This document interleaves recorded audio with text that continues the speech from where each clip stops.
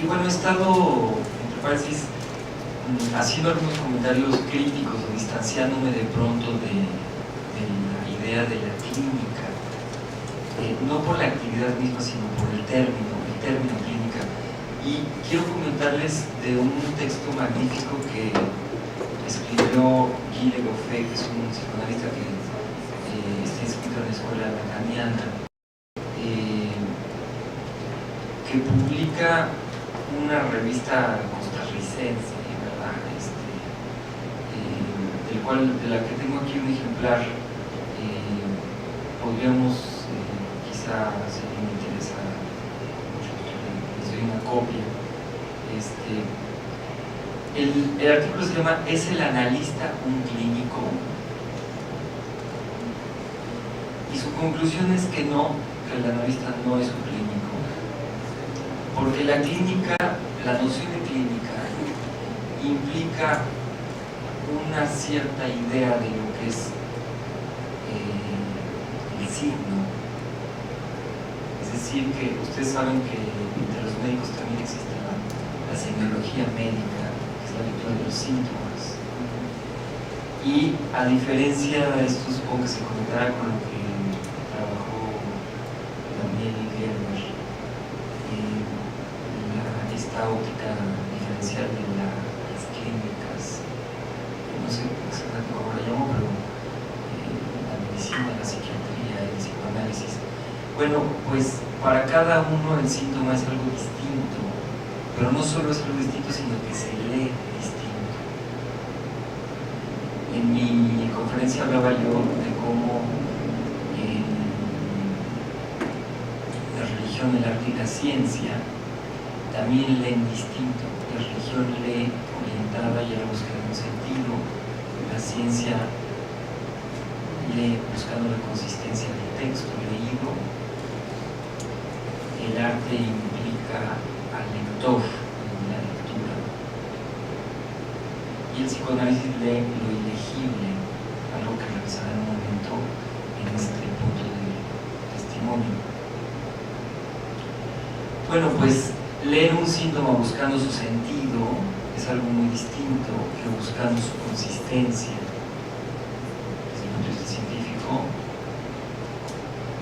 la implicación del lector del síntoma en la lectura del síntoma es algo que pues, no se inscribe en un esfuerzo de curar el síntoma, entonces lo dejamos de lado, pues sería como una especie de bastante obscena estetización de la enfermedad, cosa que a veces se practica, me refiero a la lectura del arte.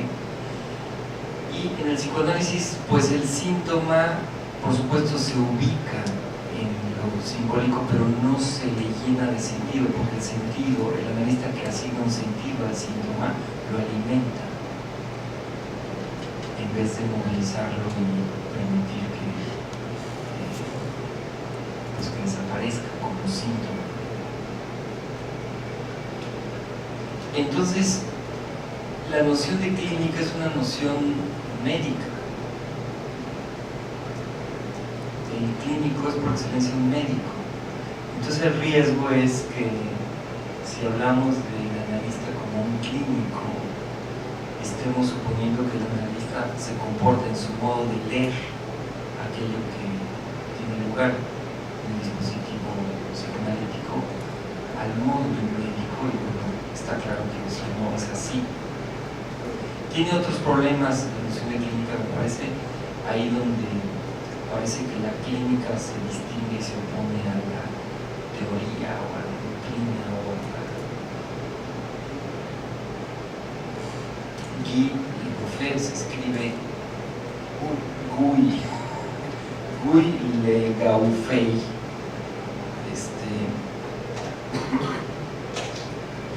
Y me parece importante porque Guy, a ver, ¿cómo es? Necesita una intervención clínica. Ahí sí. No analítica.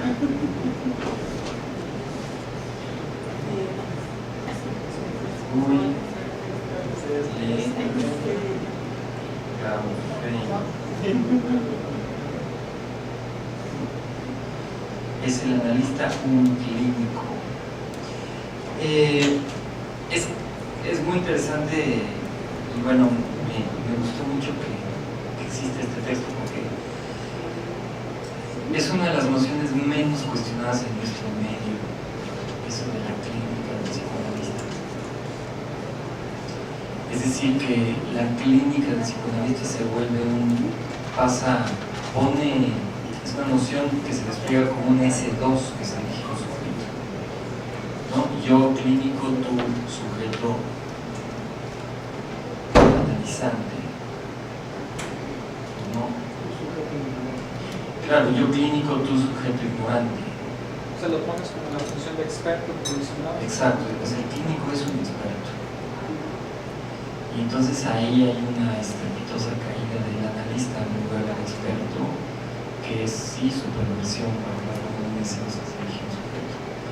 Este es un excelente ejemplo de nociones que parecen tan evidentes, ¿no? O sea, claro, lo evidente es siempre lo más peligroso para un psicoanalista. Entonces, bueno, clínica del testimonio, pues no, de ningún modo. Podríamos quizá, en todo caso, intentar dar un testimonio sobre el testimonio. Quizá incluso un testimonio psicoanalítico sobre el testimonio, lo cual se va acercando más al tipo de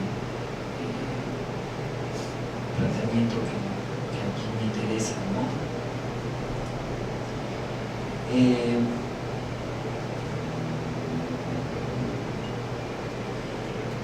Primo Levi se termina suicidando.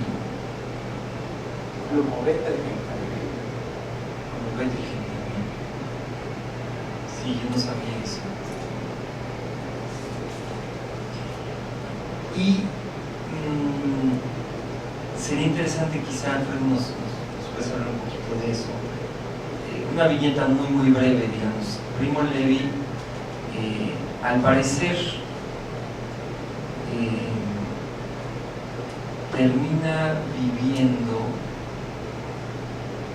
con su madre ya muy grande, enferma, en una situación muy difícil, y de algún modo pareciera que esta situación, digamos, como que se le viene la madre encima y lo pone en algún sentido en el mismo lugar del prisionero del campo. Digamos, uno podría quizá pensar que esto suena un poco banal y exagerado, pero subjetivamente es perfectamente posible. Y entonces, es la interpretación que he escuchado, no es un caso que yo haya trabajado realmente, pero escuché concretamente al doctor Néstor Ramos de México en un seminario mencionar que si uno revisa la biografía, pareciera que lo que lo lleva a Primo Levi a suicidarse es enfrentarse con esta repetición del lugar del cual permanentemente había estado tratando de salirse a través de su testimonio. A mí me llama la atención, y es una hipótesis de lectura, insisto, no es algo que yo haya realmente documentado, pero en todo caso me sirve para transmitir lo que sí me interesa transmitir y que pienso se puede sostener psicoanalíticamente y como un testimonio psicoanalítico. Por lo menos un testimonio de alguien que ocupa, cuando de eso se trata, el lugar del analista. Puesto que un psicoanalista no lo es todo el tiempo, ¿no? Es decir, puesto que se trata de una función, de hecho decir que alguien es un psicoanalista o soy un psicoanalista es algo curioso, ¿no? Ejerzo de psicoanalista cuando la situación así está planteada, pero uno no es psicoanalista todo el tiempo. Entonces el testimonio de alguien que ejerce de psicoanalista cuando así se presentan las cosas A mí lo que me llama la atención de Primo Levi es que su testimonio tiene la característica de intentar transmitir testimonialmente lo que fue esa experiencia. Y le produce una enorme desilusión darse cuenta de que por muy magníficamente escritos que están sus testimonios, no se transmiten ni siquiera en su propia familia. Como quien dice, siempre hay algo como de que lo tiran de a Lucas, que es un problema muy muy grave que enfrentaron todos los sobrevivientes de los campos. Muchos de ellos incluso prefirieron no hablar más de la experiencia porque simplemente los otros a quienes les daba la experiencia no los pelaban, no acusaban de recibir, se defendían de la angustia, en fin, ¿no? Todo esto que pasa y que tiene que ver con, podemos situarlo ahí como entrada al punto que me interesa, con el problema del relato de lo traumático, que es un problema peliagudo y cuya estructura es muy peculiar, porque lo traumático es traumático porque no tiene un soporte simbólico. O sea, lo traumático es traumático porque no pudo ser simbolizado y entonces lo que irrumpió en la experiencia del sujeto fue un enfrentamiento directo con lo real, de algún tipo o de otro. Entonces, fíjense qué demanda que me extraña. A ver, cuéntame qué te pasó. ¿No? ¿Por qué estás tan azotado? No, es que el problema es que no te puedo contar lo que me pasó porque no tengo las palabras para decirlo. No me lo puedo representar ni a mí mismo. O sea, no tengo un aparato simbólico que soporte mi posibilidad de relatarlo.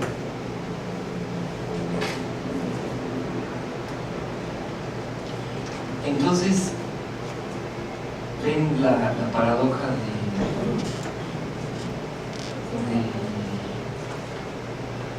sería lo indecible, es de lo que ya estabas hablando. Exacto. No es posible de ser. Lo indecible y lo ilegible. Lo ilegible al mismo tiempo, ¿no? Exactamente. Y por otro lado también estaba pensando un poquito más atrás, cuando hablabas de la desubjetivación, como, digamos, si tenemos al sujeto tachado, es como si se comenzaran a quitar, digamos, un poco esa tachadura. Pero yo me pregunto si eso es posible. Bueno, evidentemente es posible, pero ¿cómo se entiende eso? Si la desubjetivación tiene que ver con que el sujeto ya no está completamente tachado, o con qué tiene que ver. Si lo pienso como que es un sujeto ya no tachado en su totalidad, me parece incomprensible, porque eso me lleva a la noción de borderline, como si en un momento si uno pudiera estar en el campo de la neurosis y en el otro lado del campo de la psicosis. No sé cómo estás planteando lo de la desubjetivación. Entiendo el fenómeno, como lo planteaste, mas no sé cómo se representa teóricamente hablando. Sí, bueno, creo que es una pregunta abierta, pero el proyecto sería cómo describimos cómo un sujeto deviene un musulmán en el campo. Y bueno, sabemos cuáles son los ingredientes de la receta, es decir, tómese a una persona, manténgasele en condiciones de no alimentación, enfermedad, frío, sobretrabajo, poco sueño durante periodos prolongados, por ejemplo, bueno, según la complejidad de las condiciones, puede ser semanas, puede ser meses, puede ser años. Retírele el sentido de las significaciones. Retírele sus significantes. desciudadanícese, póngalo en una situación de excepción donde lo único que soporta su nombre es que él dice que se llama como se llama, pero nadie, no hay un otro que lo reconozca como tal. Y entonces, bórresele pues el S1 y el S2 en el discurso del amo, y me parece que ahí sí podríamos pensar que lo que va sucediendo es que se va retirando la tachadura, suponiendo que la tachadura es lo que hace, el efecto que hace la inscripción significante en la carne, y por lo tanto que ese goce en la carne, ese goce del ser, que está ahí al principio como la página en blanco, entonces va saliendo a la superficie. Lo estoy pensando muy gráficamente, quizás muy mecánico el movimiento, pero lo que no acabo de entender es cómo un sujeto ya habiendo sido tachado por ese significante puede, digamos, quitarse esa marca. Estoy pensando en el trabajo de Freud de la pizarra mágica. O sea, siempre las marcas quedan en esa metáfora que utiliza Freud. Aunque uno levante la hoja, la laminilla y se elimina lo que en un momento fue evidente, abajo quedan las marcas. Así más o menos estoy pensando la tachadura, o sea, el significante ya violó esa carne. ¿Cómo es posible que se quite? Ya escuchamos los ingredientes, entonces ya podemos pensar en eso gráficamente, pero ¿cómo entenderlo eso en el sujeto si ya fue manchado su lienzo? Sí, yo creo que pues es un momento inquietante, pero si la medida de lo traumático,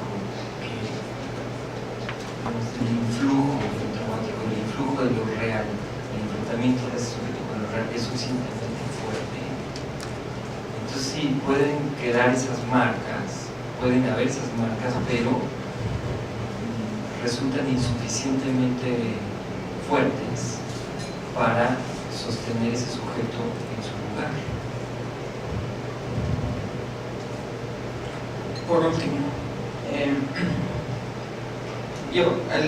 lo que venía a mi mente cuando escuchaba esto de la desubjetivación es como que el sujeto siempre está luchando por domar ese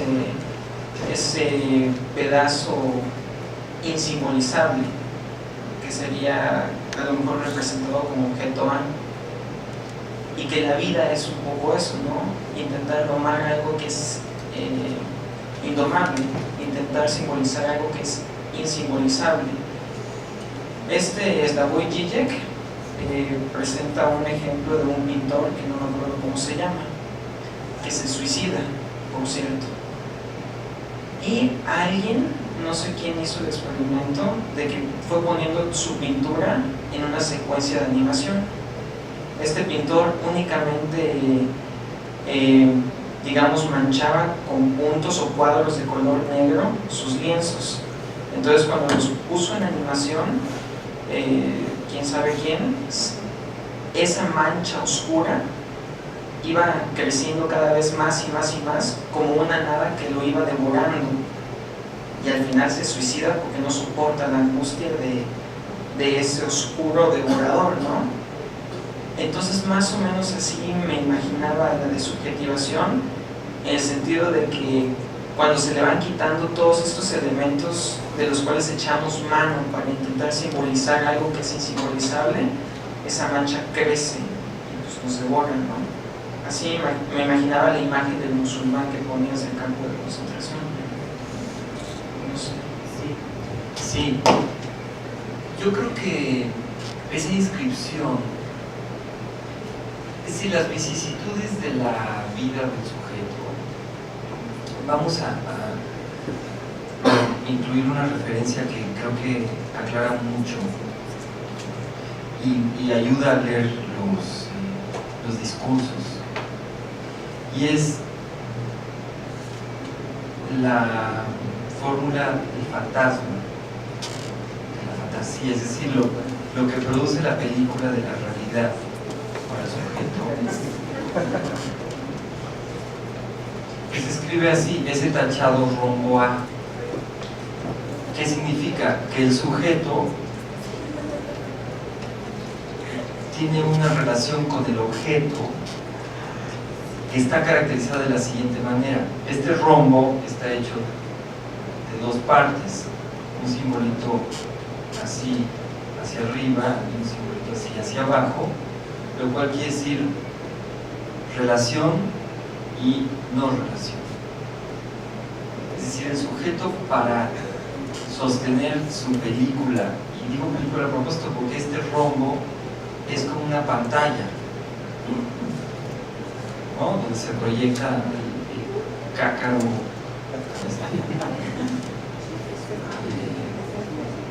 el otro, el gran otro proyecta ahí una película para un sujeto, pero el sujeto está sentado en el cine mirando la pantalla porque quiere llegar al objeto que está detrás de la pantalla. O sea, el objeto causa de su deseo está detrás de la pantalla y él va al cine con la esperanza de que la película que va a ver va de algún modo a acercarle este objeto perdido.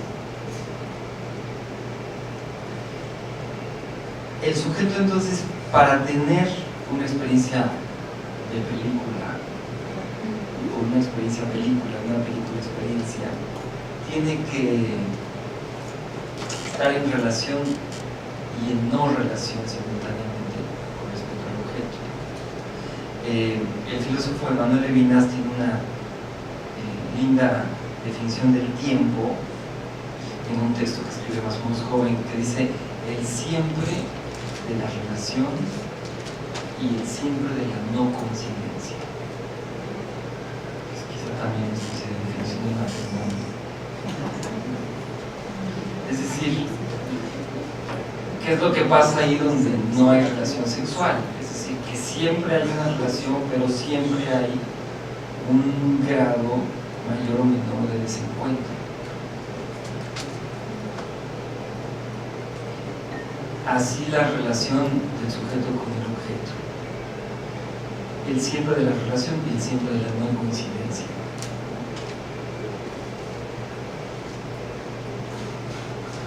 Ahora, el punto es que ese rombo o ese punzón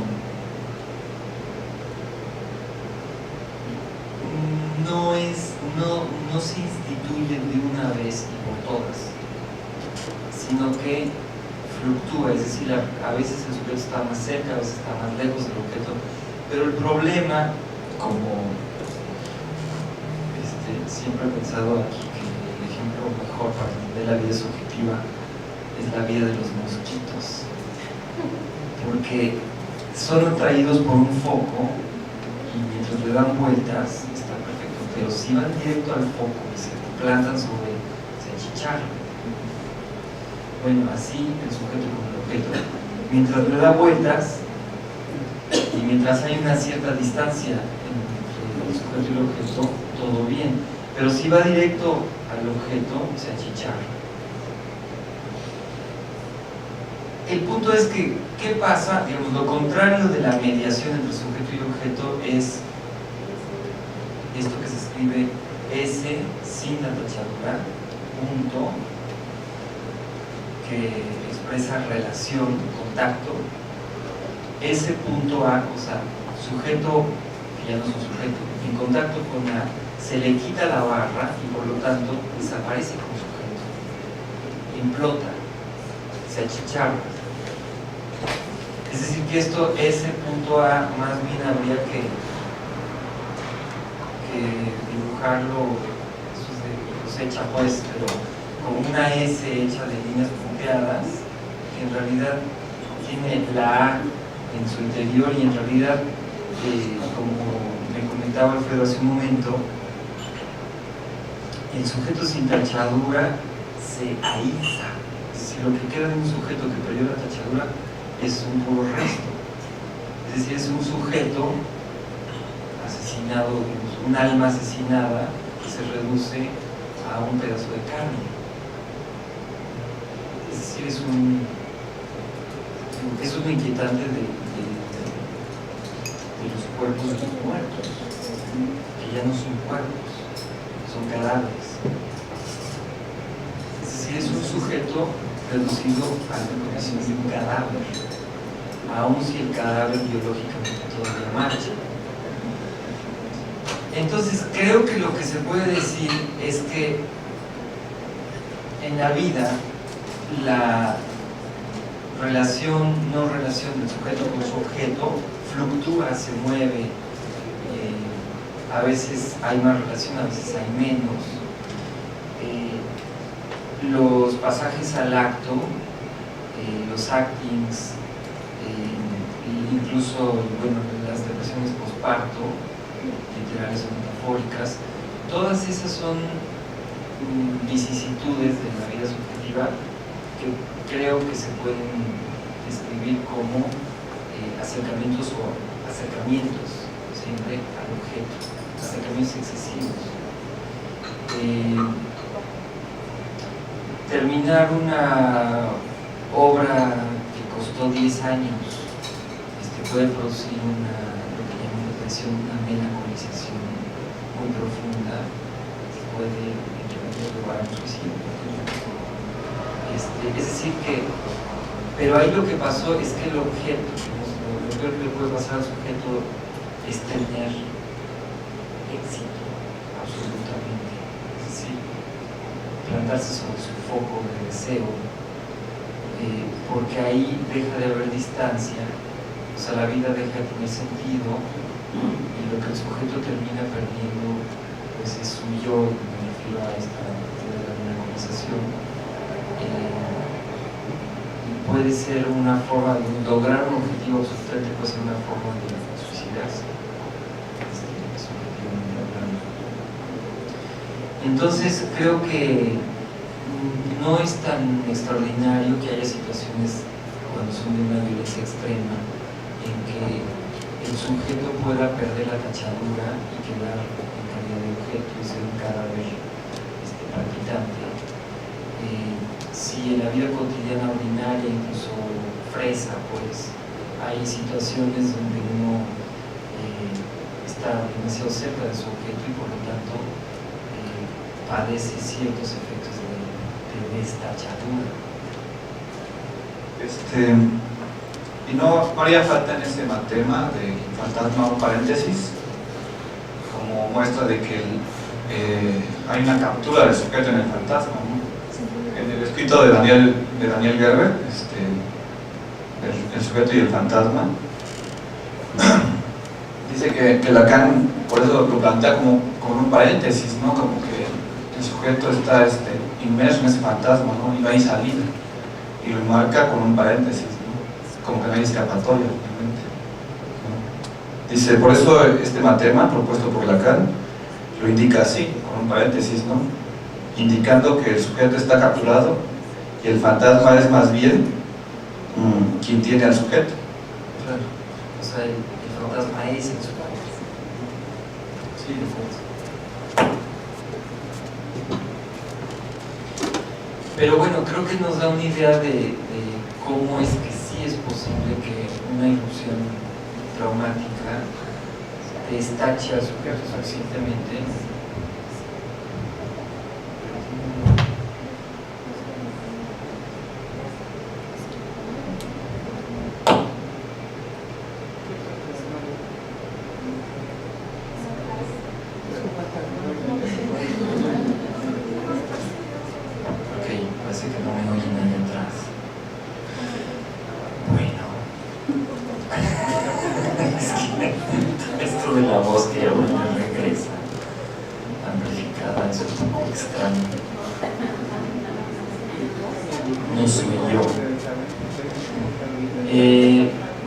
bueno, entonces imagínense el loco proyecto de dar testimonio de una experiencia traumática. Es interesante, en Primo Levi hay un pasaje donde,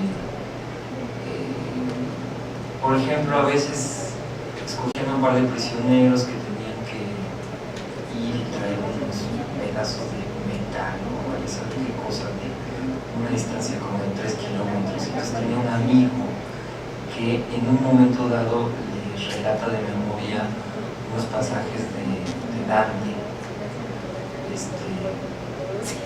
de la Divina Comedia.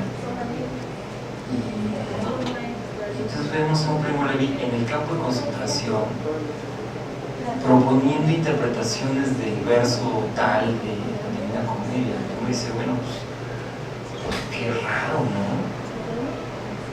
Pero pues no, es decir, es justamente al contrario, porque era todo ese aparataje simbólico de la referencia literaria, la importancia que tiene el nuevo italiano, la Divina Comedia, como el libro fundante, digamos, de la literatura en nuevo italiano, en nuevo latín, etcétera, etcétera, digamos. Es decir, le permitía simbolizarse y mantener a raya, digamos, ese objeto, ¿sí? Alejarse de esto que mencionaba Alfredo ayer, el arte como sublimación, es decir, el arte como forma de alejarse del objeto, llevándolo a la dignidad de la cosa. Todos esos elementos, y bueno, en los campos de concentración hubo mucha música, hubo mucho teatro, hubo toda una serie de otras cosas verdaderamente sobrecogedoras, espantosas. Pero todo eso sí brinda elementos para que el sujeto pueda sostenerse ante ese abismo del horror. Entonces,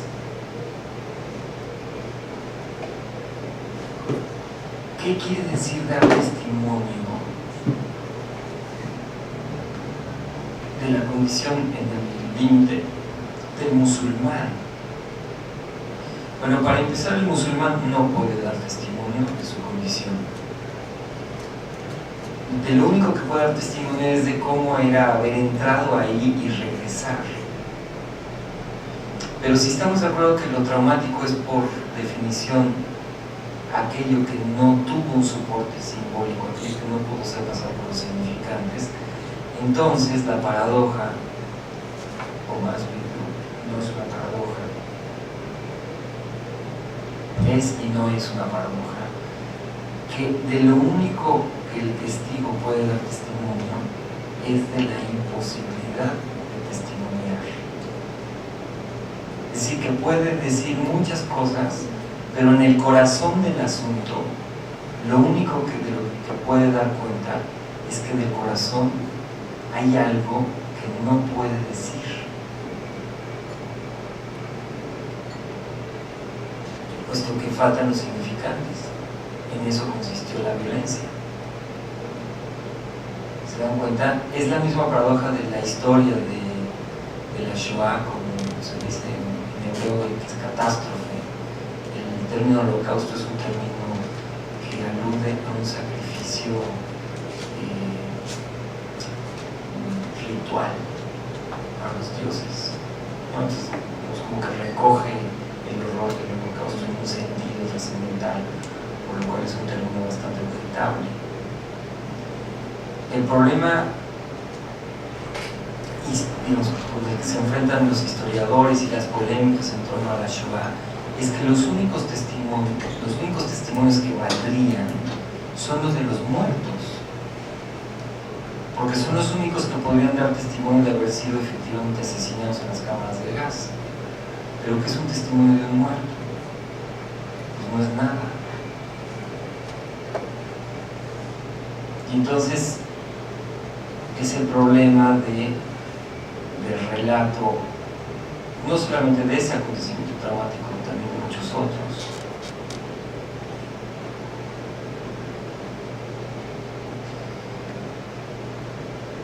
El que realmente sabe cómo fue la cosa, bueno, en segundo grado es el musulmán, pero el musulmán tampoco puede dar testimonio. Y dar testimonio del de junto que veía a los musulmanes que eran un espanto, pues no da testimonio de lo que era la condición del musulmán. Entonces, lo siguiente mejor que tenemos es el testimonio del musulmán que lo fue y regresó. Pero fíjense, de lo que puede dar testimonio es de lo que puede decir una vez regresado o antes de entrar a esa condición, pero no puede dar testimonio del ser del musulmán, puesto que subjetivamente no hay ser del musulmán en el límite. Entonces la estructura del testimonio es pues muy característicamente psicoanalítica, en la medida en que de lo que puede dar testimonio un testigo es de los aspectos simbólicos e imaginarios que están en juego en ese testimonio, pero cuando se trata de testimoniar acerca de la presencia o de la aparición, de la irrupción de lo real, lo único que puede hacer es dar testimonio de la imposibilidad de dar testimonio sobre eso. Y creo que hay algo, por lo menos es mi impresión personal, en el trabajo de Levi, en donde Levi está demasiado lanzado a transmitir un testimonio, decirlo todo, captar y transmitir y comunicar, o sea, quiere realmente comunicar su experiencia. Es decir, que no, aunque aparece sí mucho el tema de la dificultad del testimonio, que es una dificultad por muchas razones, empezando porque la memoria sabemos que produce ficciones permanentemente, entonces el testigo que escribe sobre una experiencia 2 días, 2 semanas, 2 meses o 15 años después, en realidad está haciendo un trabajo de memoria, y la memoria es creativa y constructiva, y entonces no capta, digamos, el origen de lo que quiere narrar, capta un cierto presente, que es otra cosa. En fin, hay muchas razones, pero creo que no, o sea, por lo menos eso sería una hipótesis de lectura, que no hay un trabajo subjetivo suficiente sobre el horror que implica haber vivido eso, haber sobrevivido y después no poderlo relatar ni compartir con otros en su aspecto más esencial. Lo cual evidentemente no se diferencia mucho del hecho de que al final cada uno de nosotros estamos profundamente solos y que solo los nombres del Padre pueden generar esta película fantasmática de la ilusión de la comunicación y de compartir una cierta identidad, por ejemplo, que es una ilusión perfectamente imaginaria, etc. Pero al final estamos solos, nacemos solos, morimos solos, y si intentásemos dar testimonio cada uno de su vida, nos encontraríamos de hecho ante un problema muy parecido, que es que al final lo esencial de nuestro testimonio tendría que ver con la experiencia de no poder testimoniar sobre lo intestimoniable. Parece un juego de palabras, pero no lo es. Es decir, que al final el testimonio religioso, el testimonio científico, el testimonio artístico y el testimonio psicoanalítico son distintos. Y si el psicoanalítico se concentra sobre lo elegible, como ya vimos, el testimonio psicoanalítico es el testimonio de la imposibilidad de testimoniar.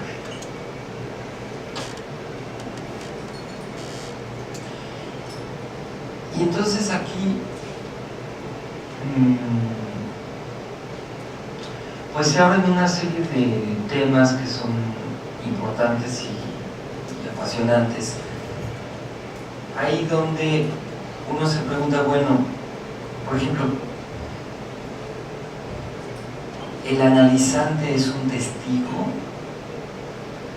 Es un testigo, en primer lugar, de sus asociaciones libres, puesto que, por ejemplo, es un testigo de su sueño, pero sabemos bien que el psicoanalista que escucha un sueño, no escucha un sueño, escucha un relato de un sueño, y el relato ya está desprendido del sueño. Es decir, que el relato del sueño es un testimonio de lo que al final no puede ser transmitido del todo.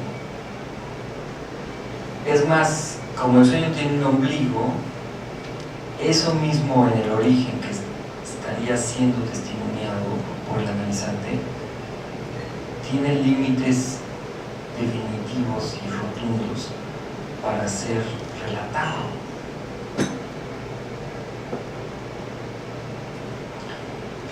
Entonces el analista ya es un testigo de un testigo.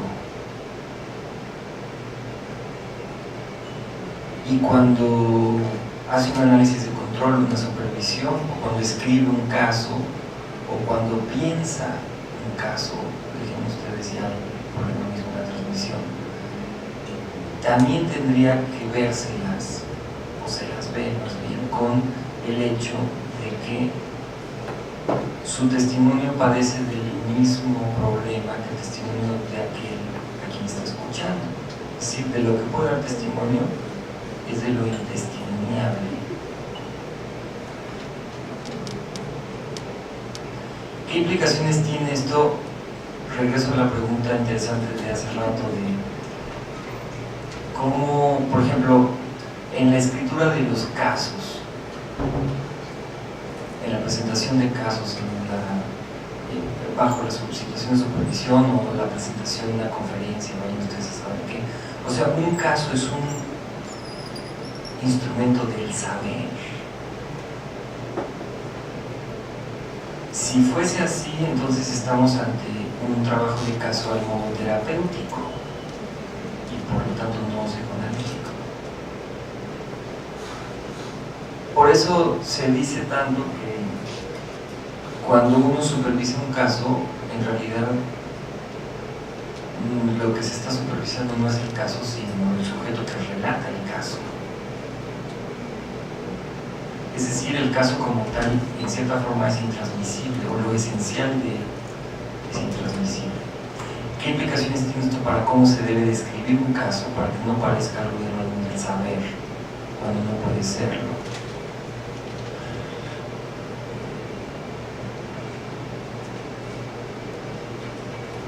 Y así sucesivamente.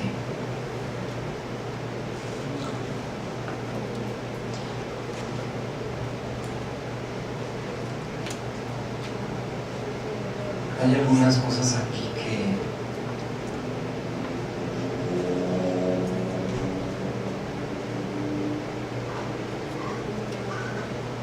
bueno, vamos a ampliarnos un poquito a algunas de las consideraciones que se pueden hacer de todo esto para la clínica. ¿Qué significaría la llamada clínica en este contexto de los 4 discursos de la actualidad? Es decir, ¿qué implica una actividad? Ya escucharon que cada vez que hablo no parece un ruido. Está un poquito alto el volumen, ¿no? ¿Podemos bajar un poquito? Bueno, sí, mejor. Si quieren grito, pero que no vibre.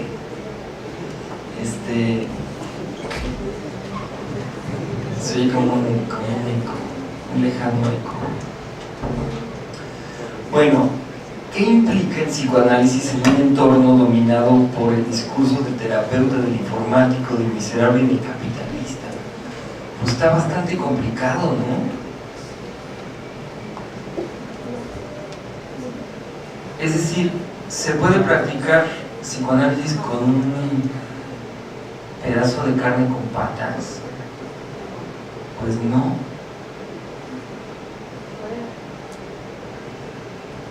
Es decir que en general lo que les quiero proponer es que si bien, como Lacan señala tantas veces,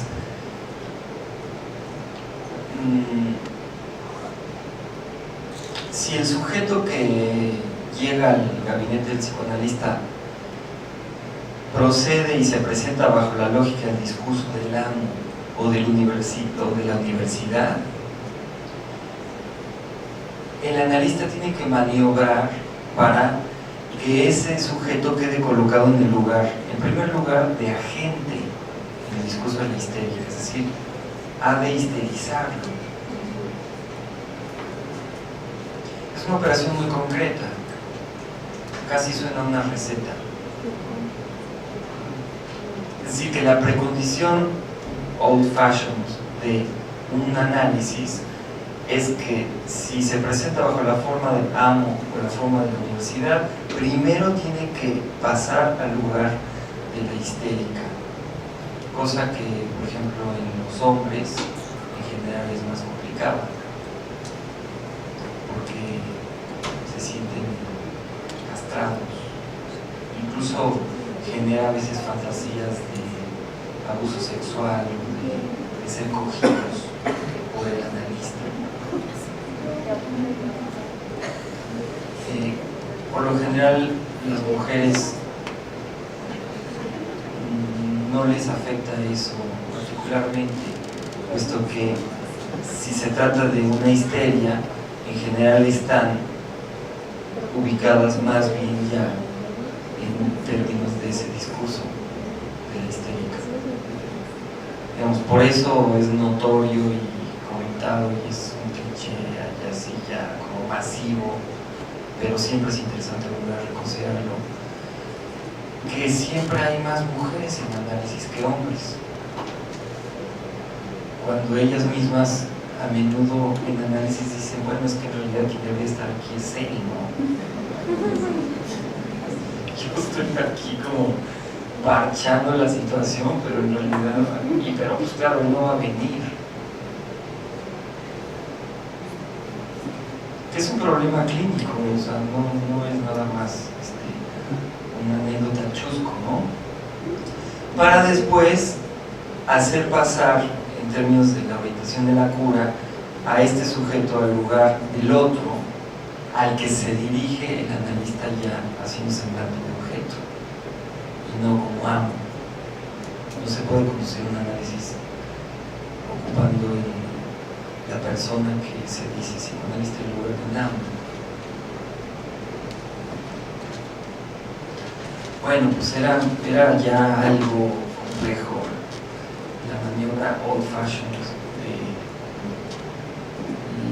la preparación de las... Esto es todo como la preparación para que un análisis sea posible.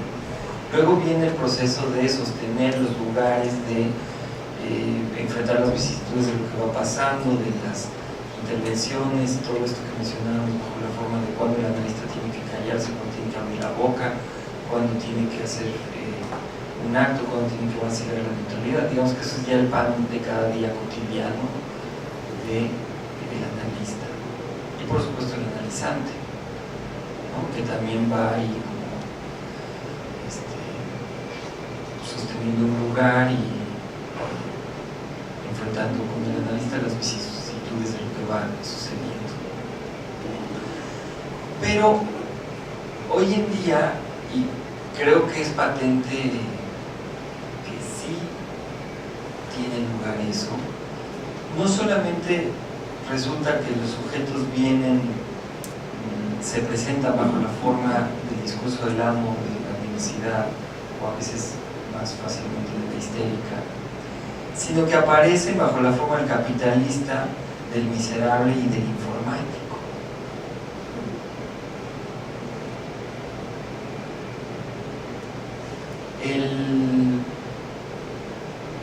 Por ejemplo, pienso en un funcionario público, contador de un nivel más o menos alto, en una dependencia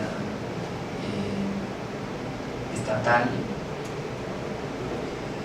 que tiene problemas matrimoniales con su pareja y que quiere enfrentar el problema, quiere soluciones del orden de la misma eficacia de las soluciones que él aplica en su actividad contable.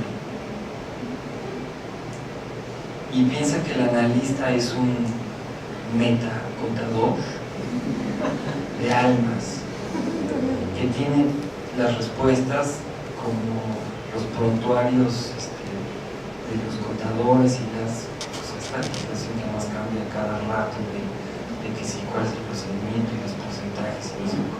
Entonces, claro, uno se ve demandado de aplicar el artículo 32 con el procedimiento W15 para que este sujeto vuelva a la normalidad con su esposa. Y bueno, no siempre es posible, es decir, me refiero a que llega bajo la forma del informático, porque no tiene esta formación ni profesional ni cultural en general, como del orden de un saber movilizable y debatible y, digamos, de algo sobre el cual no solo se puede, sino que se debe especular para ir encontrando el modo. No, este hombre quiere los datos. Se aplica la interpretación 249. Exacto, claro. Sí, y pase a pagar en la caja.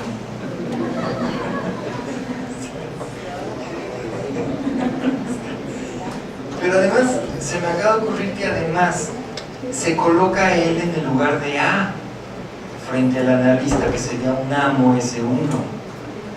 Es decir, que él se coloca en el lugar del cuaderno de contabilidad de triple columna que va a recibir la inscripción experta del analista. Entonces, ¿cómo demonios hacer con eso? Bueno, o sea, básicamente este esquema lo que sugiere es que lo primero que hay que hacer es pasar, o sea, ya es como un movimiento de segundo orden. Primero hay que transformar este enlace del discurso informático por lo menos en discurso de la universidad. Y entonces ir relativizando este saber experto S1 en un saber más discutible de S2. Por ejemplo, bajo la forma de, bueno, pero no es la única manera de hacerlo. Los contadores, de hecho, tienen distintas formas de proceder ante el mismo problema. Es decir, que él tampoco es una máquina que expida interpretaciones como espera del analista. Y ya una vez asentado aquí, en el discurso de la universidad, entonces más fácilmente se puede proceder a una histerización de ese sujeto para después terminar ubicado en el lugar del otro con respecto a un objeto A. Pero esa ya es una maniobra al menos doble.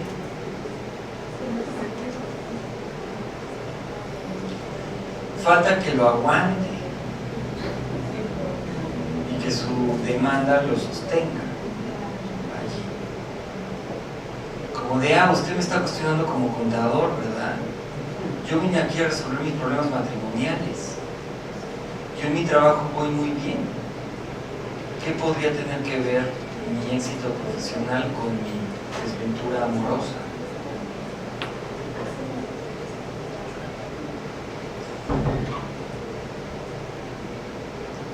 Bueno, en el caso del capitalista, imagínense el paciente empresario, ¿no? Que viene con el analista y lo coloca en el lugar de el consultor. Pero bueno, el consultor te tiene que dar respuestas, soluciones que además tienen que ser eficaz. ¿Cuánto va a tardar este tratamiento y cuánto voy a pagar?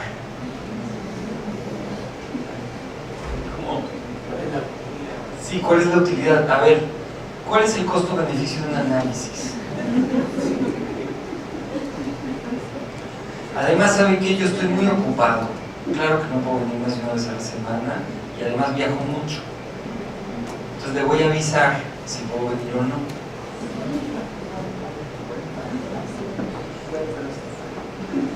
Pagar por sesiones a las que no vengo, pues no, porque ¿cómo? Pues usted no me dio nada.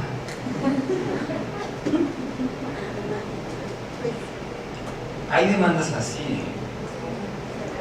Además, claro, si es el jefe de oficina y le ha ido más o menos bien, o lo que sea, que se esté cuestionando que si le gustan más los hombres que las mujeres, en realidad, porque recientemente tuve una experiencia que lo dejó muy dudoso al respecto.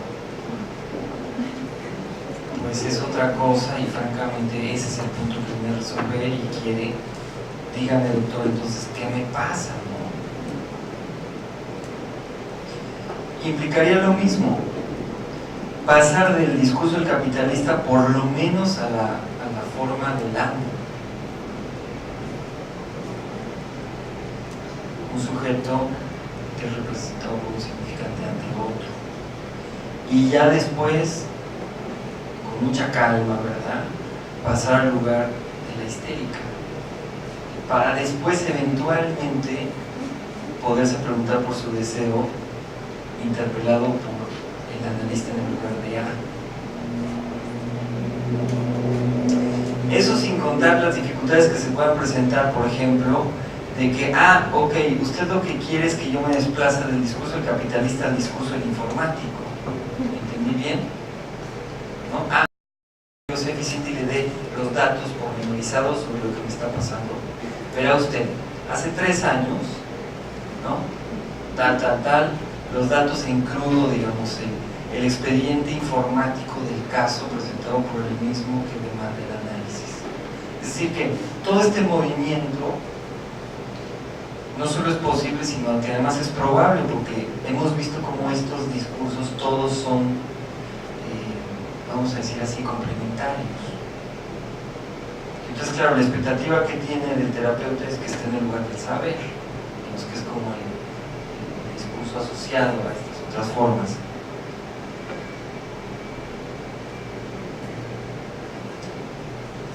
Y por último, el discurso del miserable, que tendría que pasar a ser transformado al discurso de la histérica para después pasar al esquema del analista. Es decir, la demanda que viene bajo la forma de yo soy nada, mi palabra no vale nada, no soy capaz de decir nada, no se me ocurre qué decirle, doctor.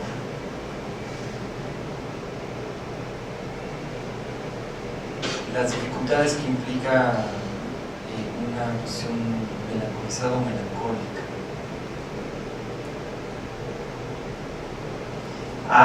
Frente a un amo, es decir, disponga usted de mí, pero no al modo seductor de la histérica, sino al modo de yo soy un desecho y usted aquí tiene todas las cartas en la mano. Deme una limosna.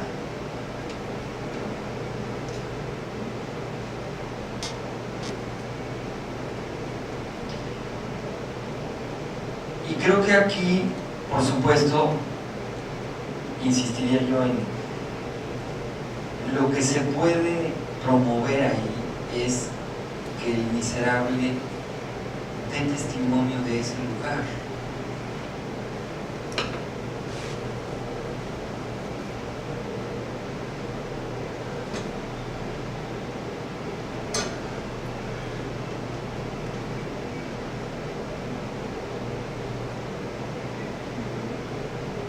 En la medida en que pueda dar testimonio y pueda dar testimonio de lo que no puede testimoniar, es que esa persona que ocupa el lugar de A se subjetivice y dé cuenta de ese sujeto que puede decir y que puede también decir que no lo puede decir todo sobre su propia condición. Y entonces ahí podrá eventualmente encarrilarse en un análisis.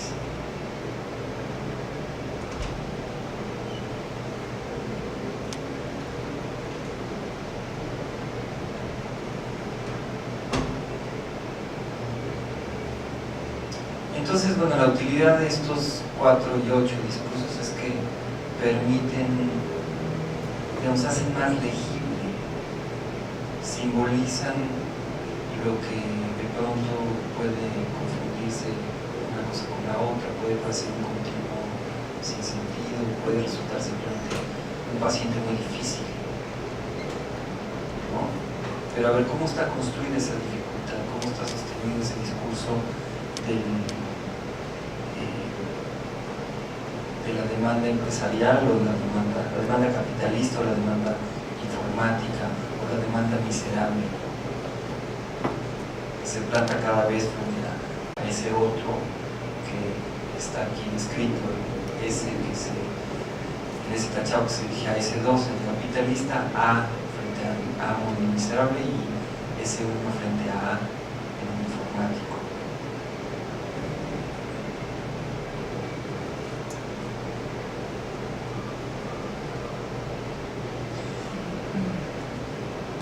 Tengo una cosa más que quiero agregar, pero creo que vale la pena ahorita abrir a sus palabras.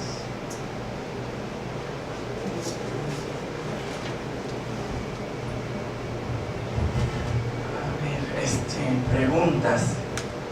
Sí, sí, oye, pero esto, ¿verdad? El problema de clínica. Cuando tú decías, bueno, es un problema clínico, el problema está en el concepto de clínica.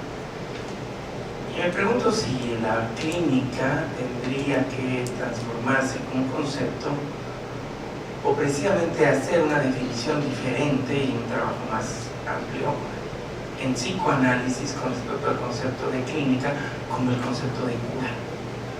El problema de la cura en psicoanálisis es otra cosa de lo que la clínica formal, de lo que sea Foucault, por ejemplo, en el nacimiento de la clínica, tiene como sentido.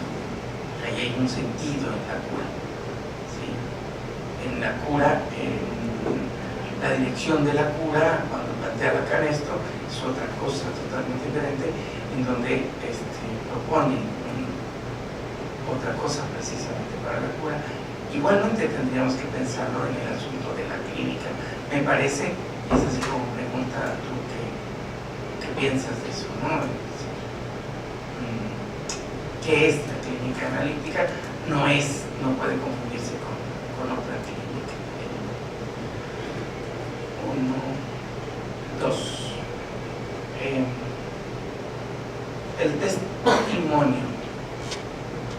Sí, el analizante trae un testimonio, un testis que viene de testigo, de testis, testículos, huevos, los huevos que tiene para decir.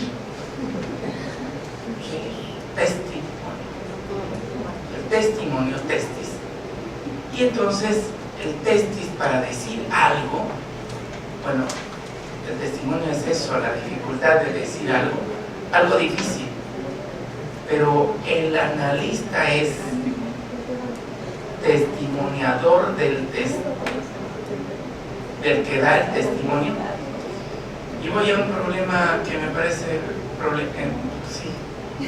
complicado, porque el problema complicado es cuando el testimonio es escrito.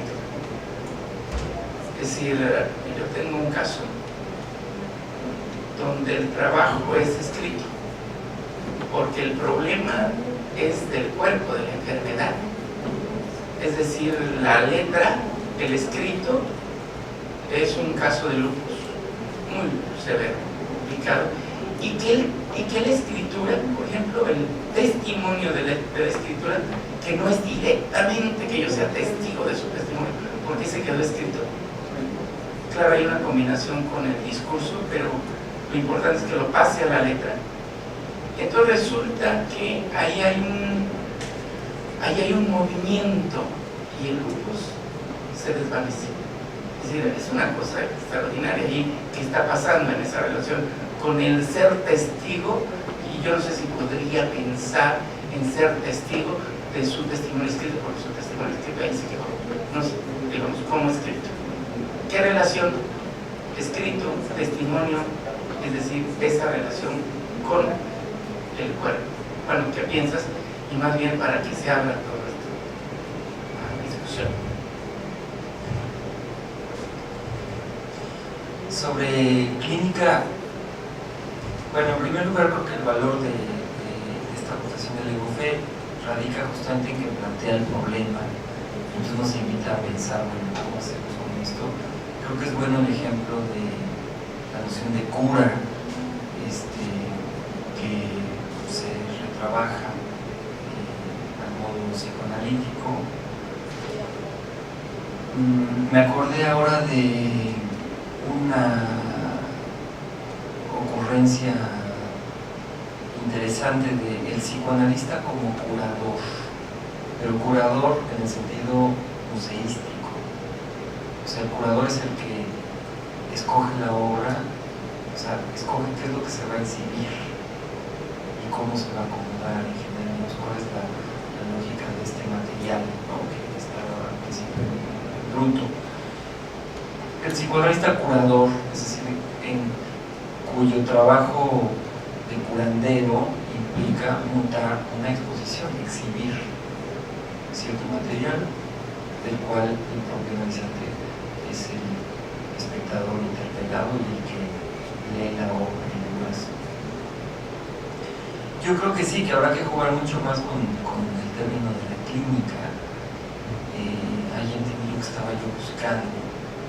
Lo que estaba yo buscando es una especie como de pequeño manifiesto que yo hacía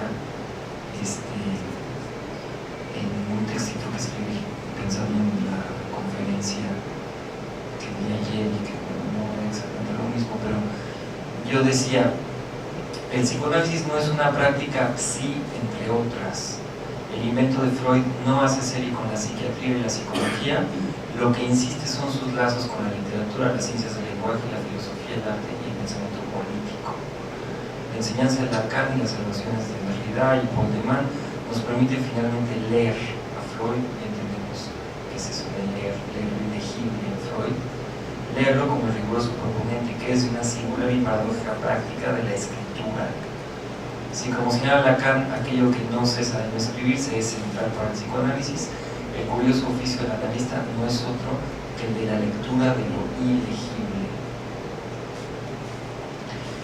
Yo creo que entre las muchas y muy distintas resonancias que tiene este problema de ¿es el analista un clínico? Pues no, no es un clínico.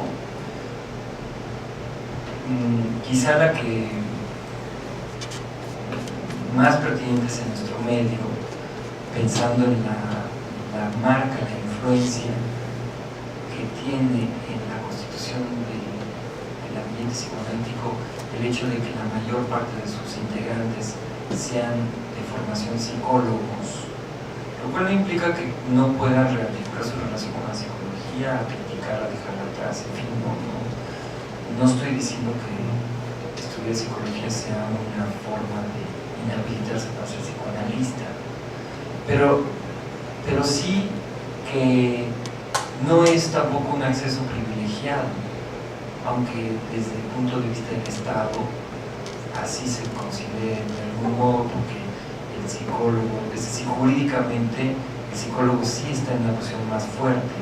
Es decir, el día que entre aquí el problema de la legislación de la actividad analítica, esa termina de llegar, pues está claro que los que van a tener más facilidad para enfrentar eso adverso serán los psicólogos, que podrán estar dados de alta como psicólogos ante el Estado y practicar como psicoanalistas.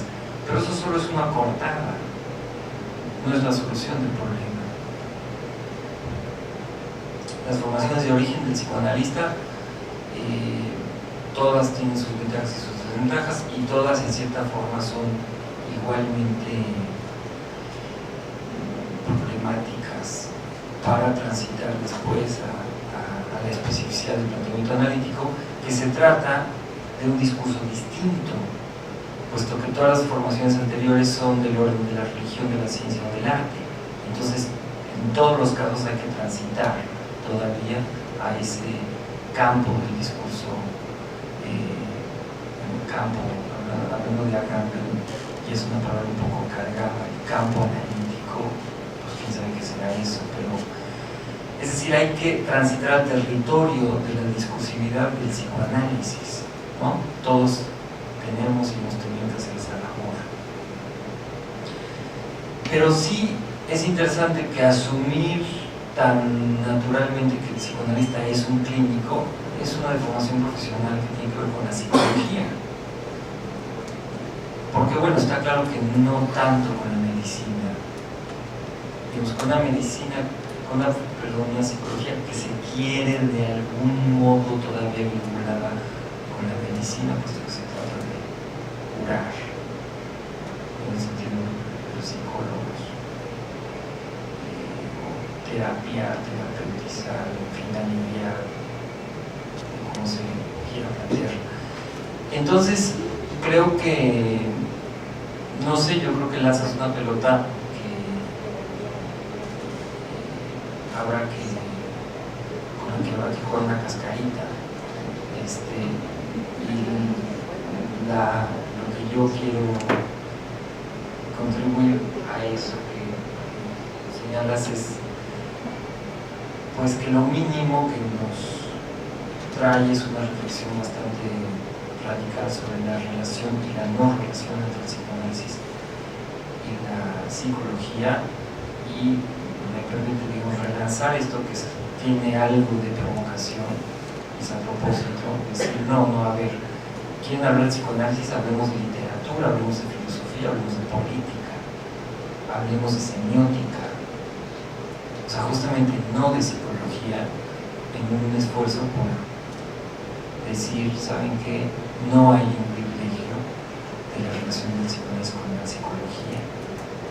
Entonces, esto que parece de pronto tan lejano al psicoanálisis es una forma también de refrescar el vocabulario, y bueno, me atacaban, me interpelaban en ese sentido durante mi conferencia.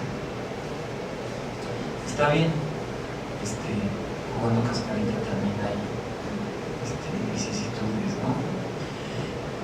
Sobre la cuestión del testimonio escrito, mencionamos ya el caso de Bill Selling, que indudablemente tiene un interés analítico y se produce solamente por escrito. Creo que sí hay filos en los que el psicoanálisis se ha centrado quizás demasiado en una lógica de la palabra hablada, con lo que no estaría yo diciendo que el psicoanálisis vía internet es posible. Justamente Ni lo digas. ni lo digo, pero bueno, es algo que anda por ahí, ¿no? Es decir, ¿por qué no es posible? Porque lo que no está en juego son los cuerpos y las ligas con el goce que eso produce, la presencia del otro, el problema de la sexuación y de todo ese cuerpo a cuerpo que se produce. Lo otro no sé qué será, bueno, es justamente S2, ¿no? Es una terapiada, es una teleterapiada, en donde ahora las transferencias que se producen ahí son verdaderamente salvajes, ¿no? Porque como no tiene uno enfrente, pues sabemos de los tantos que se casan vía correo electrónico y luego se descubre uno el otro en un momento posterior. Tengo un amigo que le pasó eso y terminó en Australia, pobre. Sí, me resultó que quien le escribía los mensajes era una cangura.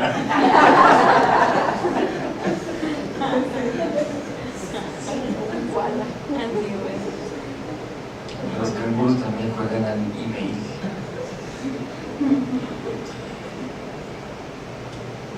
Entonces creo que sí, creo que hay que replantearse, y bueno, también me interpelaban sobre eso de la escritura y el habla, lo inaudible, lo ilegible, la diferencia entre el texto escrito y el texto hablado.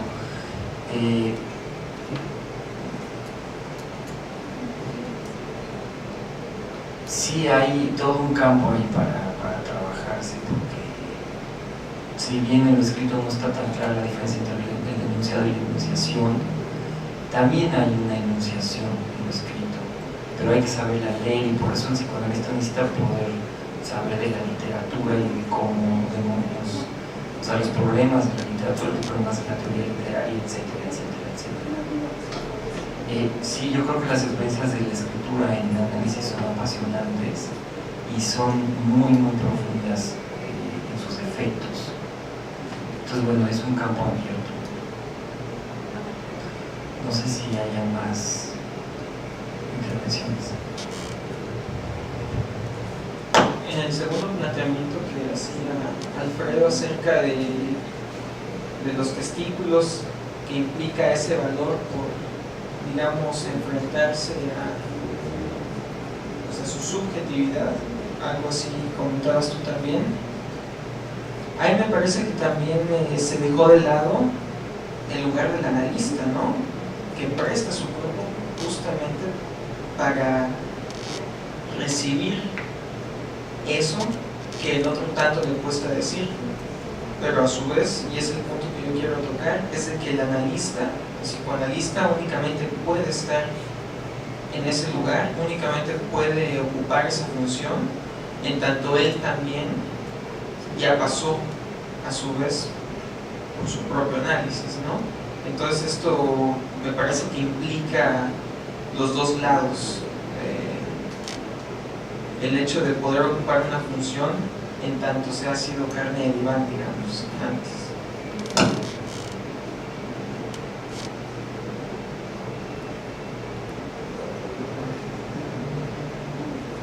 Sí, cuerpo de diván.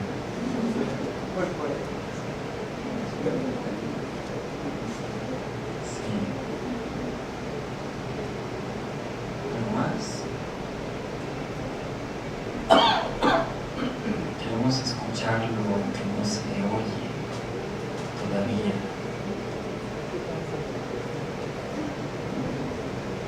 Digan lo indecible.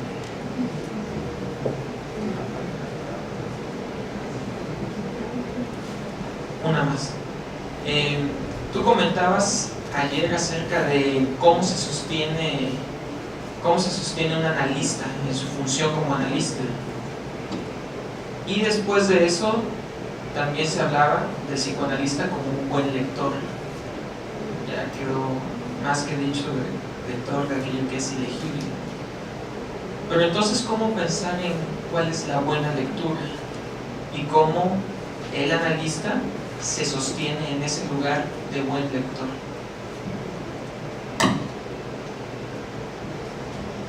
Híjole, eso está muy difícil.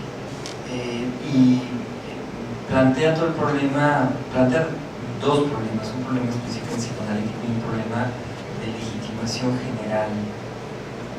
Porque una vez que se ha demostrado que la lectura religiosa, científica y artística son solamente una posibilidad entre otras, una vez que se le ha restado autoridad al texto como escena de la verdad y el texto no detenta ya la verdad, sino que en cierta forma la impugna, entonces brincan los pánicos religiosos de, entonces todo se vale, una lectura es igual que cualquier otra. ¿Quién tiene la legitimidad para decir qué es sobre el texto? Y ese mismo pánico,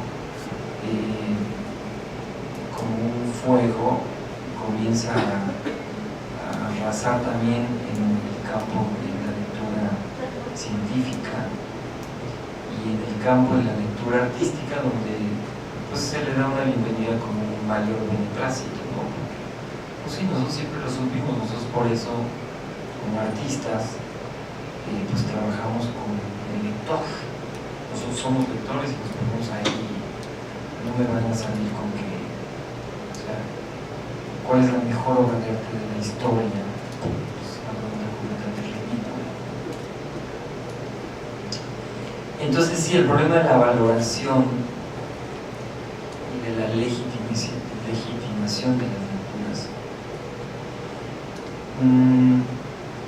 yo creo que hay muchas respuestas posibles al problema de, bueno, ¿cuál es la lectura, cuál es la buena lectura, cuál es la lectura adecuada, pertinente, necesaria, cuál es la lectura que la dirección de la cura pide en un momento dado? Sí, quizá nos estaría yo tratando de acercarme a cómo plantear esa pregunta en los términos más específicamente analíticos posibles. Y aquí me limito a dar testimonio porque no sé cuál es la respuesta final a esa pregunta. Quizá al final es una pregunta que no se puede responder. Yo creo que sí hay elementos ahí donde el psicoanálisis puede apelar al recorrido de la desconstrucción para entender, aprender, tomar referencia de cómo se decide cuál es la buena lectura. Me parece que en suma, más que responder, estoy asociando aquí. De lo que se trata es de una pregunta estratégica. Es decir, que el horizonte de esa pregunta no es el horizonte de la verdad, sino el horizonte de la estrategia y de la táctica. Una estrategia se dibuja sin conocimiento de cuál es la respuesta correcta. Digo, el general que tiene que decidir cómo agazapar a sus militares para mejor darles en la torre a los otros, pues no sabe cómo le van a llegar, ¿no? Y entonces es un problema terrible y muy interesante a la vez de pues estos dos generales que se están enfrentando sin saber exactamente qué es lo que va a hacer el otro. Es decir, el horizonte de la verdad está velado. Eso no opera al modo de la religión, ni de la ciencia, ni del arte. En fin, según el estilo, vaya a saber qué.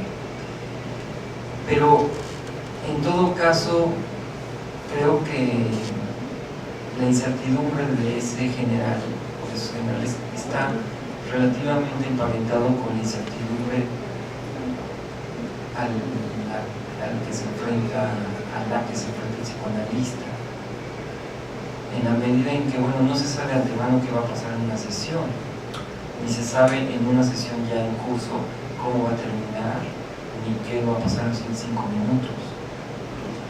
Lo único que se sabe es lo que se escuchó. Por eso la escucha es tan absolutamente crucial, central y nunca exagerable. Porque lo que sí se puede saber, en un sentido débil de saber, de lo que se puede testimoniar, de lo que se puede dar cuenta es de que la sesión empezó de tal forma y luego fue dicho esto y luego pasó esto y luego hubo un ataque de estornudos y después y es decir que a lo que me conduce mi asociación es a que la respuesta de la buena lectura la da el propio analizante. No es el analista que tiene un saber sobre cómo debe intervenir en un momento dado cuando alguien está diciendo tal cosa, sino que en realidad la buena lectura está dada por el texto mismo, es decir, por el discurso de las asociaciones con el analizante, pero no en el sentido que tiene, ni en la coherencia que tiene, ni en la estética que tiene, sino en lo que ahí permanece ilegible o no escrito en el momento mismo en que el analizante habla.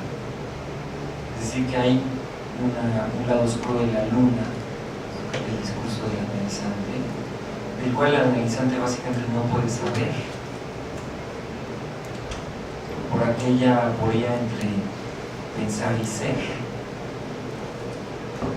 Entonces, lo que coloquialmente llamamos la buena lectura del analista consiste en tocar, en aludir, en apuntar hacia lo no articulado de esa articulación que ya comienza a destejerse en el curso de la sesión analítica. Y creo que esto podrá sonar terriblemente oscuro. Digamos, hay dos fuentes para mí esenciales de que son, bueno, las aportaciones, entre comillas, técnicas de Lacan, las cuestiones de los casos de Lacan y de Freud, pues, cómo este bagaje, digamos, de experiencias sobre las intervenciones y demás, que apuntan siempre en la lectura de la acción partícipe de ellos a lo no articulado ahí donde se presentó cierta articulación. Y el otro ejemplo que me parece mencionable aquí es los ejercicios de la desconstrucción literaria, filosófica, política, estética, es decir, los ejercicios concretos de lectura desconstructiva que tienen una carga psicológica muy fuerte. Jacques Derrida cita más veces a Freud que a Heidegger, a pesar de que es un filósofo ubicado como heideggeriano. Podría pensarse que la desconstrucción es un freudismo sin dispositivo, y por eso me estanca esa referencia, porque aprendemos enormidades acerca de cómo, o sea, de las estrategias de intervención frente a las enunciaciones filosóficas, estéticas, políticas de distintos tipos, y nos brinda creo que sí, que en lo concreto el analista dispone de una especie como de repertorio de recursos para intervenir en un momento dado, y creo que esa referencia, en mi caso al menos, me ha ampliado, y me gusta mucho ese repertorio de estrategias y de tácticas para identificar y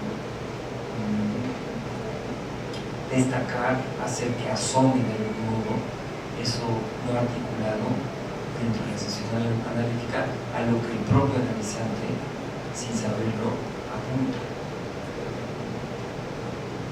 Más o menos creo que la libre, pero por ahí no sé qué es lo que no dije.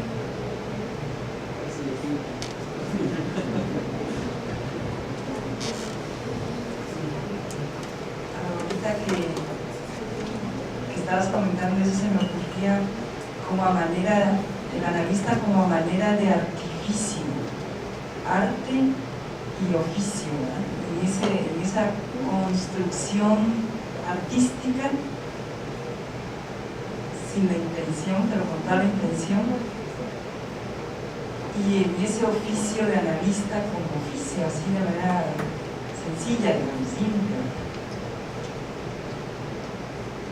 Y pensaba si esto que se da dentro de esa relación analista-analizante podría extenderse y cómo en las otras personas, porque algunos llegan a análisis, pero no todos. Y cómo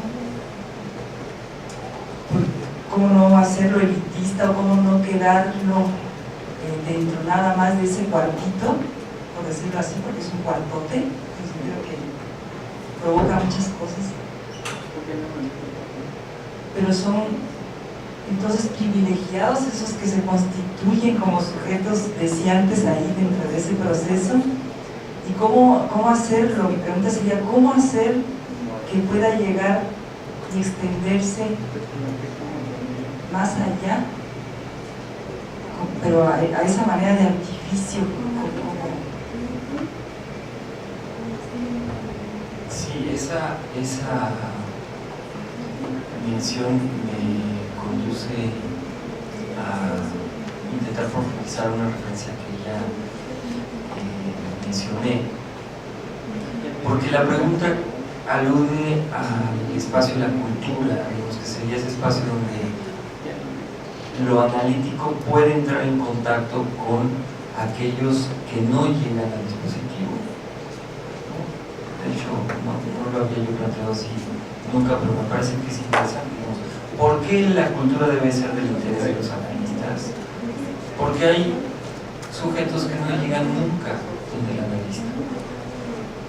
Y entonces el deseo del analista desplegado en un cierto espacio de la cultura puede incidir de algún modo, plantear ciertas preguntas, incluso invitar a la posibilidad de un análisis a quienes de entrada no tendrían razón interna, digamos, para acudir donde el analista.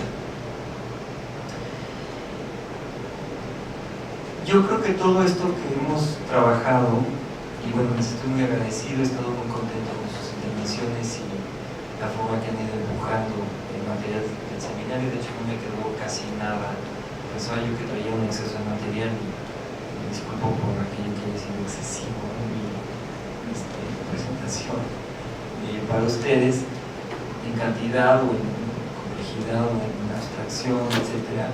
Pero bueno, creo que en buena medida lo han ido pidiendo, o por lo menos sería una buena coartada para mí pensarlo así.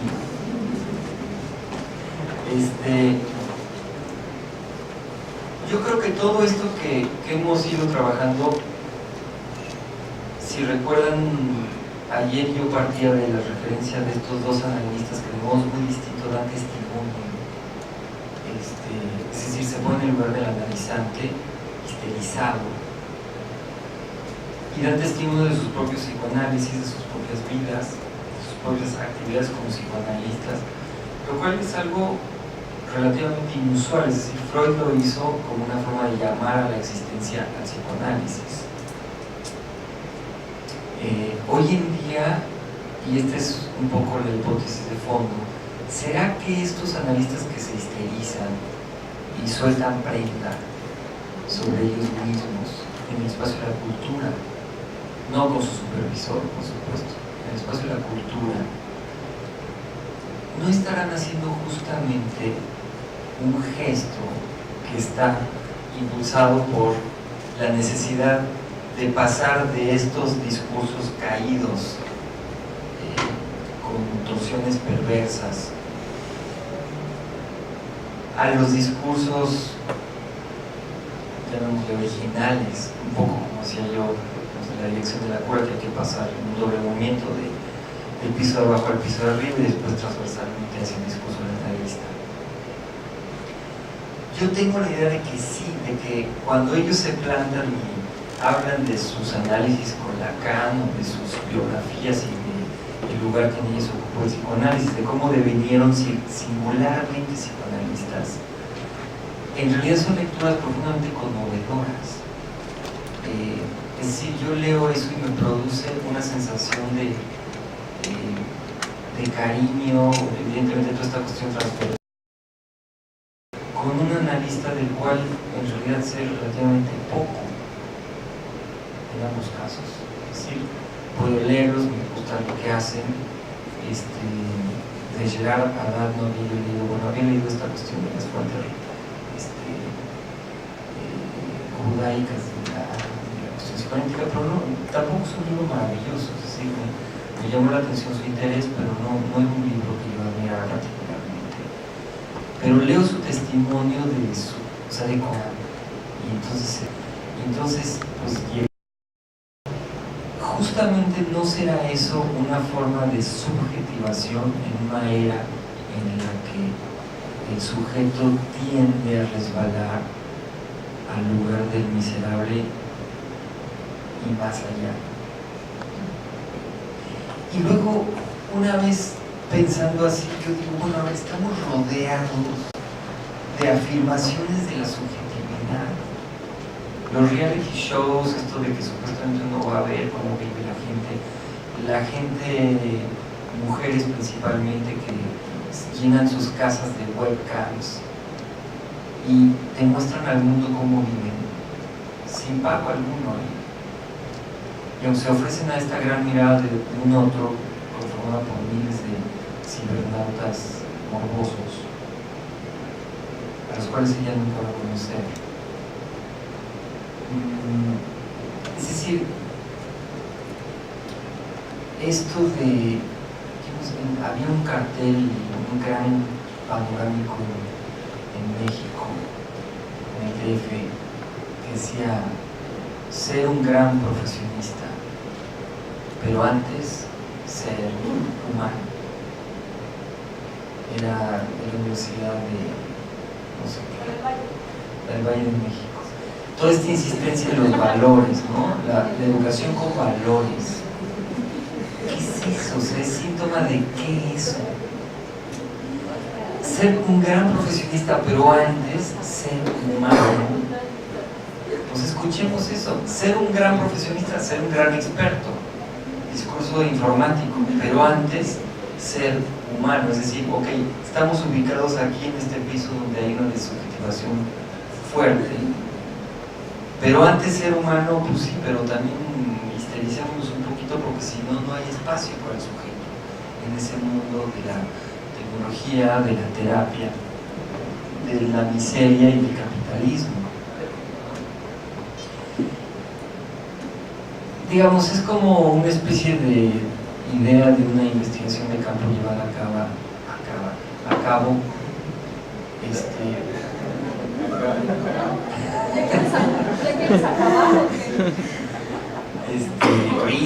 ahorita.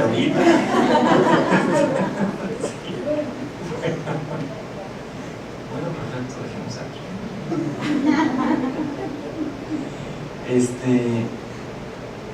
¿Qué decía yo? Una investigación de campo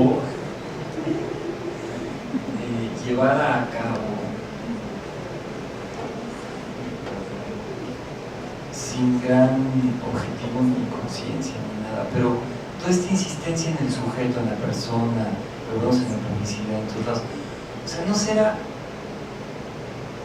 ahí en los espacios públicos de forma evidente la petición a gritos de los espacios perdidos del sujeto? Y no resuena eso con esto que es muy peculiar porque hemos hablado del testimonio.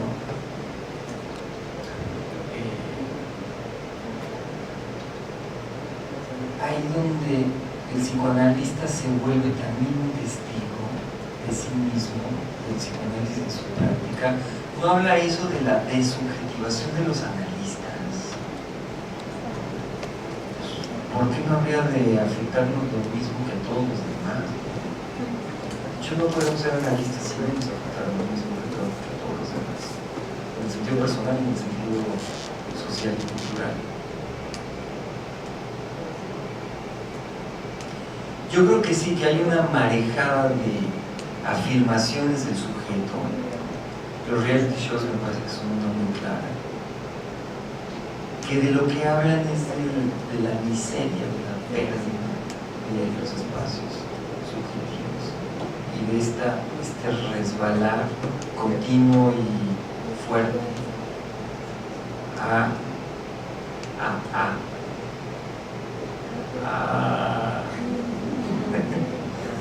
auxilio.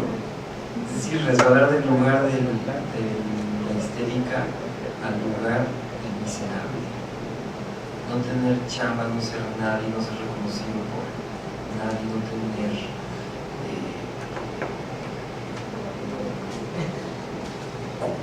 coordenadas jurídicas, sociales, la caída de la política, la caída de la educación,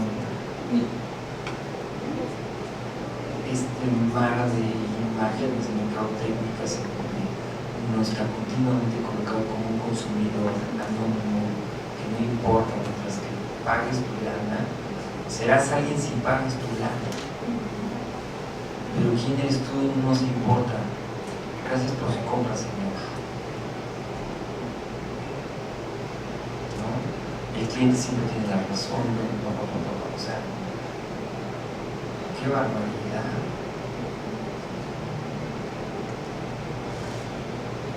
Entonces, pero pienso sí, el psicoanálisis puede construir algunas tentativas de respuesta. Primero, para entender de qué demonios se trata todo esto. Y segundo, para entender cómo es que analistas notables hablan de la posible desaparición del psicoanálisis. Sí, entendemos por qué el discurso analítico no tiene lugar en el piso de abajo. Lo cual no significa que desaparezca el piso de arriba. De hecho, creo que eso que decía Lacan acerca del discurso del capitalista, de que no se sostiene, porque es como poner, ya lo dije como 5 veces, no sé por qué me encanta eso lo digo yo, no dice acá, poner la carreta antes de los bueyes. Todos los discursos de abajo son de poner la carreta antes de los bueyes y por supuesto digo, traten de llevar una carreta delante de los bueyes.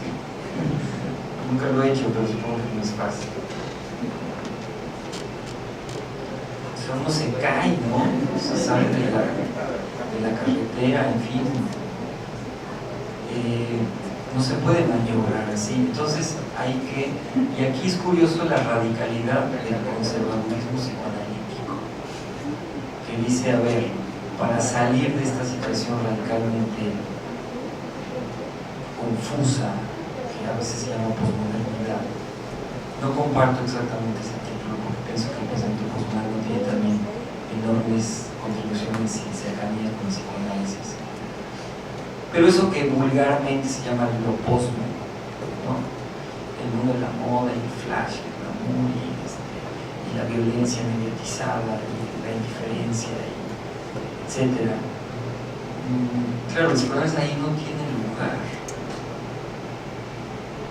pero no se sostiene porque, de hecho, o sea, solo se puede poner la carreta delante de los bueyes cuando se ha puesto antes los bueyes por delante de la carreta.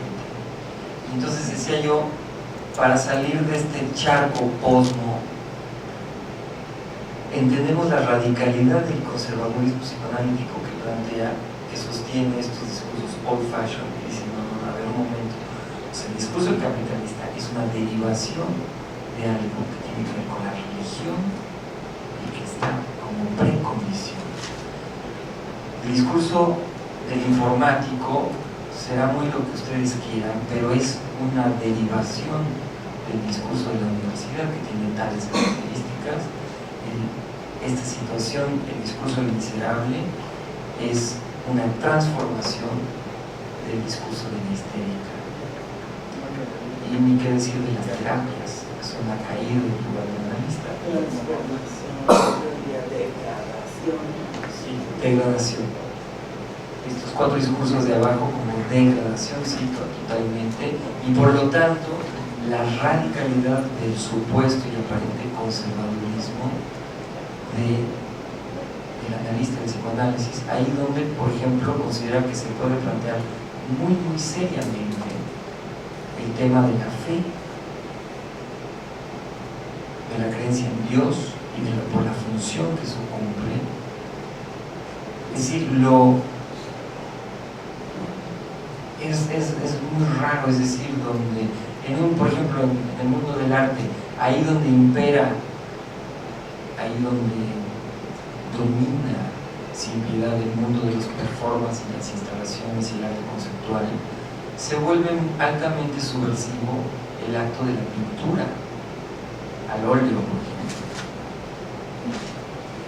Siempre y cuando el pintor que se compre esto tome en cuenta la estética reciente y no haga como si no existió. Pero es decir, el planteamiento del lugar de la fe hoy en día puede tener sí un costado enormemente subversivo en un entorno dominado por el capital y por la secularización supuestamente a rajatabla. Es decir, que hemos llegado a un lugar rarísimo, sí, de tintes claramente perversos, donde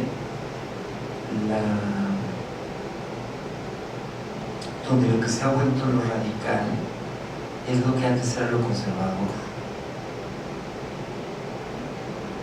O sea, lo que se ha vuelto lo subversivo es lo que antes era el status quo. Y bueno, creo que en ese sentido, y creo que históricamente además corresponde así, digamos, si el psicoanálisis se las vio primero con la neurosis y después con Lacan se abrió espacio frente a la psicosis, quizá lo que nos queda es entender mejor cómo hacer con la perversión, que es el punto más difícil. La perversión directa, digamos, la estructura, etc. del perverso y la perversión como característica dominante de los lazos sociales, y por eso llaman estos 4 discursos segundos las versiones degradadas, ¿sí? Las versiones perversas. Entonces, ¿cómo interveniría políticamente frente a la perversión? Creo que la complejidad está planteada por eso que decía Jorge hace rato, bueno, es que los perversos no llegan al gabinete psicoanalista, y esto se anuda con esta cuestión de, ok, pero el psicoanalista también puede intervenir en el espacio de la cultura, no solamente es una clínica en el sentido restringido.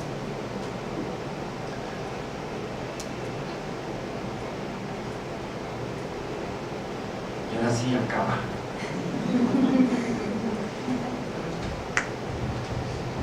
Bueno, ya al final de este evento, pues el grupo Metonimia narcisísticamente se felicita por haber invitado a Benjamín Maya. En realidad estamos muy gozosos, Benjamín, de que hayas estado con nosotros, porque creo que tenía razón. Es decir, ha sido una delicia que hayas podido establecer precisamente en discursos tan difíciles como podrían ser los matemas, toda una serie de relaciones que son de las manifestaciones de la cultura, como el arte, ¿verdad? La literatura, la filosofía, etcétera, que nos posibilitó precisamente tener como una rejilla, me da la impresión, Benjamín, para poder leer algo tan complicado. Me parece que la elocuencia y la elocución de Benjamín pues nos ha posibilitado como una cierta luz para ver algo que complicadamente se ha generalmente mostrado y ahora ha sido como un poco más deslizada, aunque con la dureza de algunos ejemplos como el Holocausto que nos trajo Benjamín aquí. Eso es lo humano que precisamente se pone sobre la rejilla del psicoanálisis. Benjamín, te agradecemos muchísimo que hayas estado con nosotros y que por supuesto esperamos que estés más veces por acá en el estado de Chiapas. Gracias, Benjamín.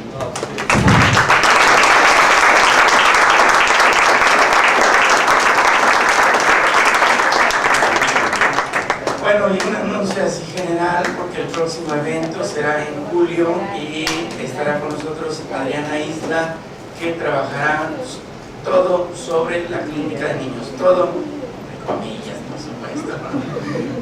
Clínica de niños, ¿no? Ya tendrán información al respecto, es en julio.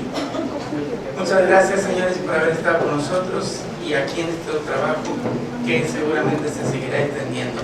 Gracias por haber venido. Gracias.